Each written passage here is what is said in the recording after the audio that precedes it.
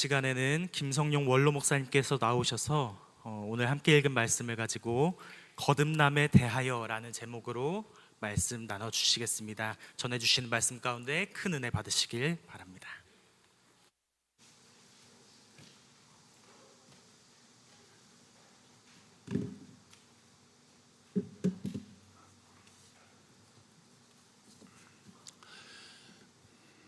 사랑하고 존경하는 교우 여러분,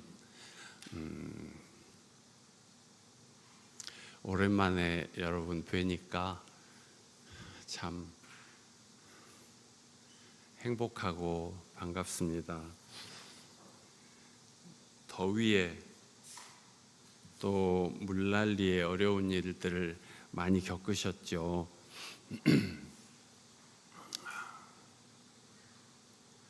여러분 뵙고 우리 교회 와서 예배 드리니까 참으로 옛 생각들도 많이 나고 또 행복합니다. 황보면 목사님 휴가가 1년에 한 번만 아니라 한 계절마다 한 번씩 휴가 가셨으면 좋겠습니다. 물론 농담입니다. 지금 역대급 폭염이라고 하는데 또 한편에서는 올여름이 제일 시원할 한 여름일 것이다, 그런 말들이 있어서 걱정이 되죠. 내년 여름은 더 더울 것이고 더 더울 것이고 그렇다는 이제 이야기를 하는데 근거 없는 이야기가 아니고 정말 학자들이 그런 말을 하니까 참 걱정됩니다. 이제 이 파괴되어가는 세계를, 이 생태계를 사람이 회복할 수 있는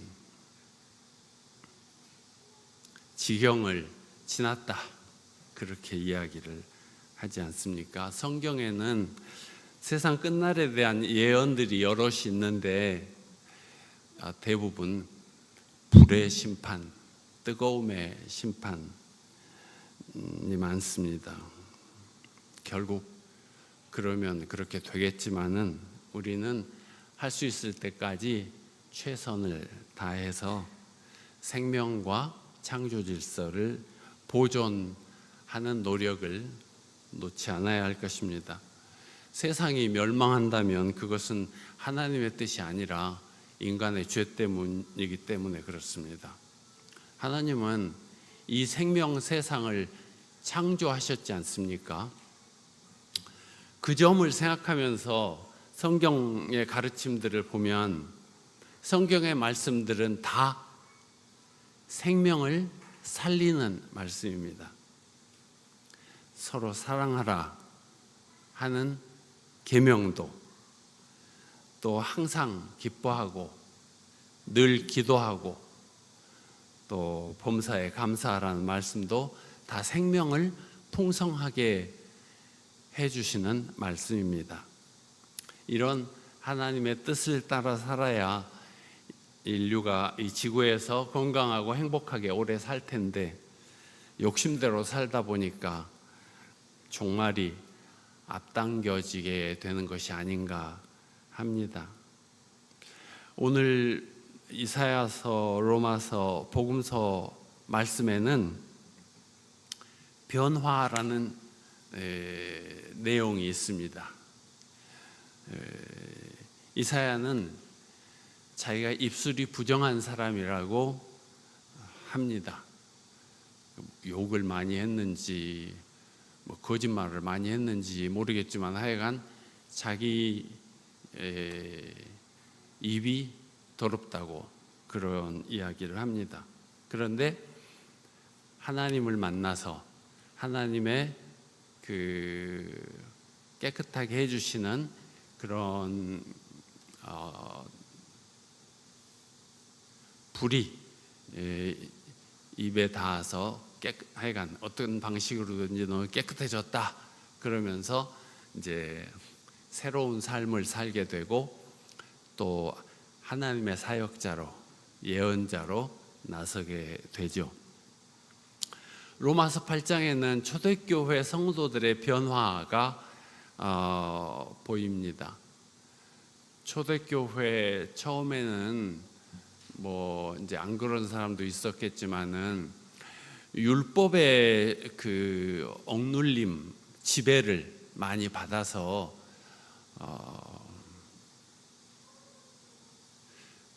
그것에 억눌려 살았는데 사도 바울을 통해서 예수 그리스도의 복음의 자유, 새 생명에 대한 믿음을 이렇게 갖게 된 뒤로 거기서 해방됩니다. 그렇지만은 여전히 율법의 짓눌림을 받고 있는 사람들이 있기 때문에 그러지 말고 여러분은 종이 된 것이 아니라 하나님의 자녀가 된 것이다 그러면서 이제 새로운 삶을 살도록 권유를 받죠. 또 실제로 그렇게 해서 초대교회 성도들은 거듭난 생을 살게 됩니다. 복음서에서 예수님은 니고데모와의 대화 가운데 거듭나지 않으면 하나님 나라를 볼 수 없다고 말씀하십니다. 이렇게 세 본문이 다 사람이 변하는 것에 대한 이야기입니다. 그래서 오늘은 거듭난다는 것이 무엇인가 하는 이야기를 여러분에게 해드리려고 합니다. 사람은 변합니다. 세포도 몇 개월 되면 다 변한다대요. 저도 변하고 여러분도 변합니다. 네. 어떻게 변하기를 원하십니까? 저는 어떻게 변하면 좋겠는가 생각해 봤더니 더 유연해졌으면 좋겠습니다. 몸과 마음이 더 부드러워져서 무슨 일이나 더 너그럽게 생각하고 어떤 사람이든지 긍정적으로 받아들이게 되면 좋겠습니다. 성경에 온유한 자가 복이 있다 하는 말씀도 있는데 여러분도 세월이 갈수록 점점 더 유연해지고 온유해져서 하나님의 복을 받으시기를 바랍니다. 또 더 맑고 밝아졌으면 좋겠습니다. 덜 심각해지고 덜 비판적이고 더 편한 사람이 되기를 원합니다. 예수님은 똑똑하다고 하는 사람들에게는 감추시고 어린이 같은 사람들에게 천국의 비밀이 알려지게 되니 감사합니다. 그런 말씀 하셨습니다. 또 서신에도 항상 기뻐하라고 하셨으니 우리가 다들 저만 아니라 웃음이 많은 해보가 되어서 노래를 더 많이 부르고 춤을 더 많이 추면서 하늘나라를 향해서 걸어갔으면 좋겠습니다. 또 우리가 더 아름다워지기를 바랍니다. 더 젊어지기를 바랄 수는 없지만 더 아름다워질 수는 있습니다. 여기서 퀴즈 나갑니다. 세상에서 제일 예쁜 얼굴은? 그렇죠. 웃는 얼굴. 내 마음이 예쁘면 내 얼굴이 예뻐지고 세상이 아름다워집니다. 잠언 27장 19절 말씀. 내 얼굴은 남의 얼굴에 물에 흐르듯 비치고 내 마음도 남의 마음에 물에 비치듯 비친다. 내 표정이 좋아지면 다른 사람의 표정도 좋아집니다. 어떤 분이 이런 말을 했습니다. 내 주위에 있는 사람은 나의 거울이다. 그리고 무엇보다도 우리는 하나님과 더 가까워지기를 원합니다. 더 자주 기도하고 더 자주 말씀을 읽고 말씀에 순종하면서 주님 안에서 살아가기를 원합니다. 그리하여 이 세속적인 마음이 주님을 닮아서 거룩한 마음을 갖게 되기를 바랍니다. 요즘 저 자신을 성찰하면서 느끼는 점은 나의 생각과 행동의 기준이 다른 사람들에게 있다는 것입니다. 이렇게 하면 남들이 뭐라고 할까? 이렇게 행동하면, 이렇게 옷을 입으면, 또 이렇게 생각하면 다른 사람이 뭐라고 할까? 이런 생각을 계속 하고 있는 것입니다. 나의 행동의 기준을 다른 사람들의 판단에 두기보다는 하나님께서 어떻게 보실까? 하나님께 두기를 바라고 수련하고 있습니다. 하나님과 함께 살아간다는 것은 예배 드릴 때마다 받는 축도의 내용이기도 합니다. 주 예수 그리스도의 은혜와 하나님의 사랑과 성령의 사귐이 여러분 모두와 함께 하기를 이렇게 축원하지 않습니까? 예배 끝날 때마다. 근데 보십시오. 창조주 하나님, 온 우주를 지으신 분, 감히 짐작조차 할 수 없는 그 광대무변한 전능하신 하나님, 그런 우리와는 다른 차원의 존재 아닙니까? 또 구세주 예수님, 우리 사는 지구에 오셔서 우리를 사랑해 주시고 하나님 나라를 가르쳐 주시고 가신 분, 보복하고 전쟁하고 그러지 말고 서로 사랑하라고, 평화를 위해 일하는 사람들이 하나님의 자녀라고 가르쳐 주신 분. 그러나 우리는 우리들의 시간과 공간에서 더 이상 그분을 만나뵐 수가 없습니다. 그래서 성령께서 오셔서 우리 주 예수님을 느끼고 그분의 말씀을 듣고 혹은 그분께 기도할 수 있게 해 주셨습니다. 말하자면 주님이 언제라도 우리와 함께 계시는 방식이 바로 영적 존재인 성령인 것입니다. 성령은 뭔 이상한 영이 아닙니다. 주 예수님의 영적 현존입니다. 참 놀랍고 감사한 일입니다. 그래서 우리가 삼위일체 하나님을 고백하기 때문에 성령을 모시고 살면 창조주 하나님과도 그리고 구세주 예수님과도 함께 사는 것입니다. 같이 합시다. 주 예수 그리스도의 은혜와 하나님의 사랑과 성령의 사귐이 옆에 사람 보면서 당신과 함께 하기를 바랍니다.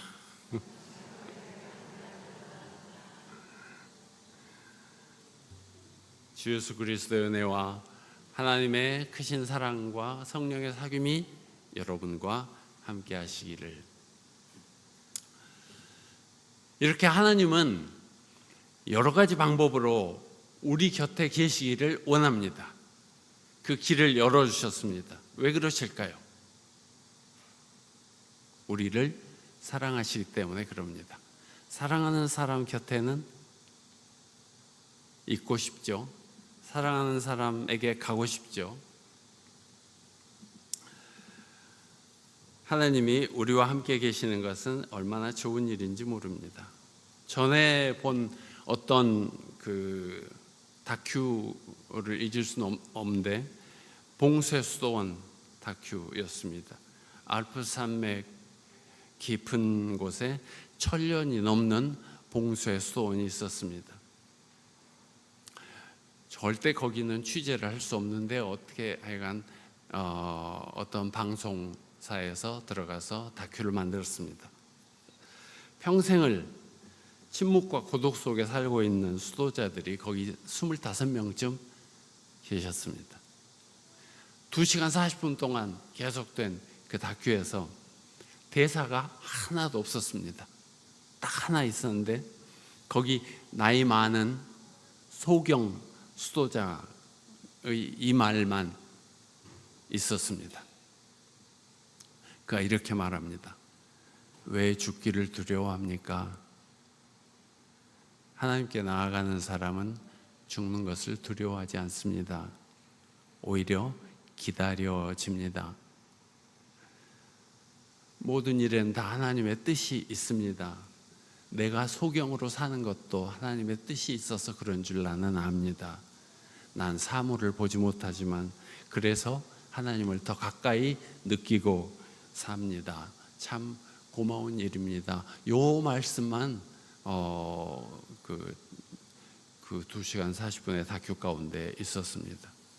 그는 아무것도 없는, 아무것도 눈으로는 볼 수도 없는 그런 생을 살고 있었지만은 하나님을 만나는 기쁨으로 살았습니다.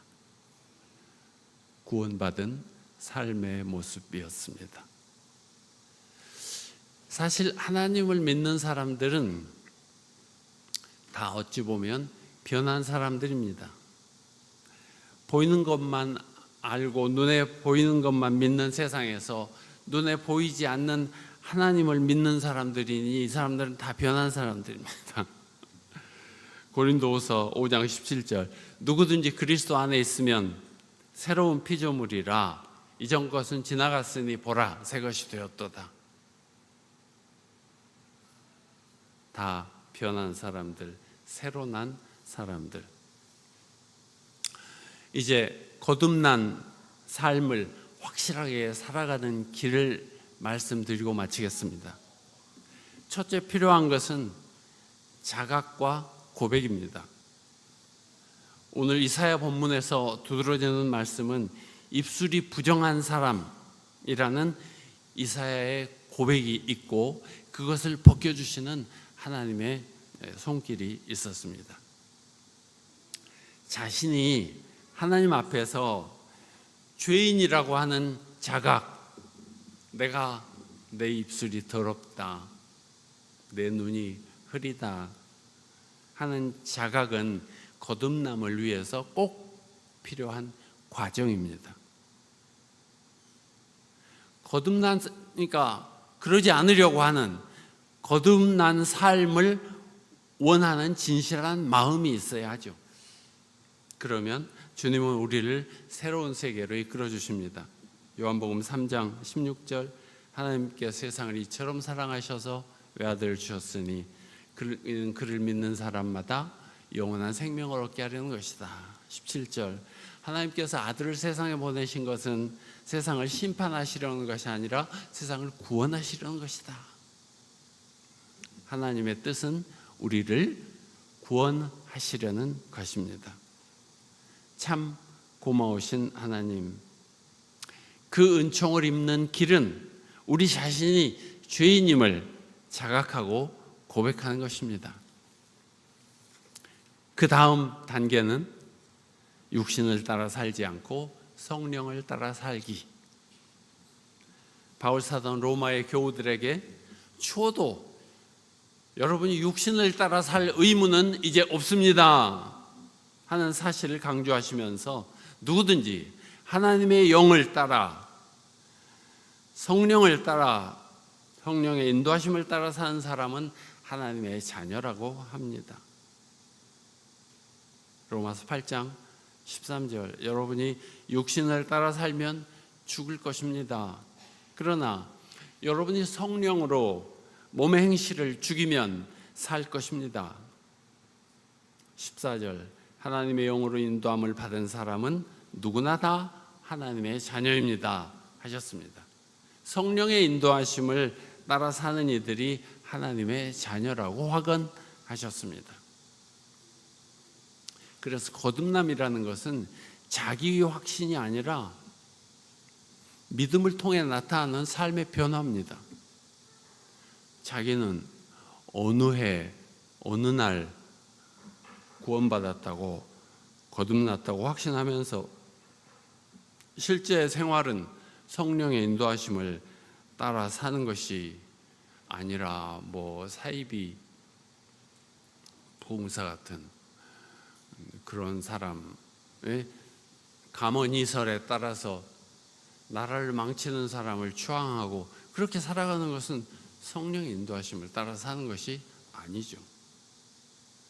그렇게 사는 사람은 하나님의 환대를 받지 못할 것입니다.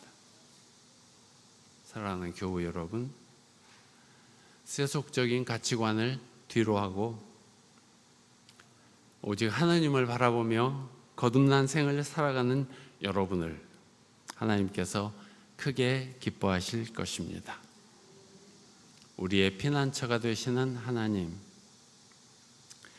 세상에서 영원한 나라를 약속해 주신 우리 주님을 바라보며 흔들림 없는 생을 살아가시기 바랍니다. 하나님이 내 아버지시면 세상이 무너진다 해도 무서울 것이 없습니다. 주 예수 그리스도의 은혜와 하나님의 사랑과 성령의 사귐이 여러분 모두와 함께 하시기를 빕니다. 기도하겠습니다.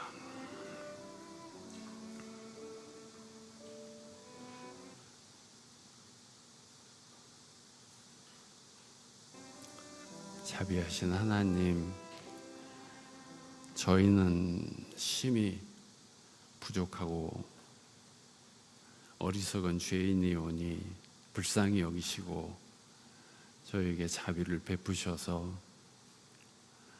저희가 주님의 영을 따라 거듭난 생을 살아가 이 세상에 빛이 되고 또 기쁨이 되게 해 주시옵소서. 예수 그리스도 이름으로 기도하옵나이다.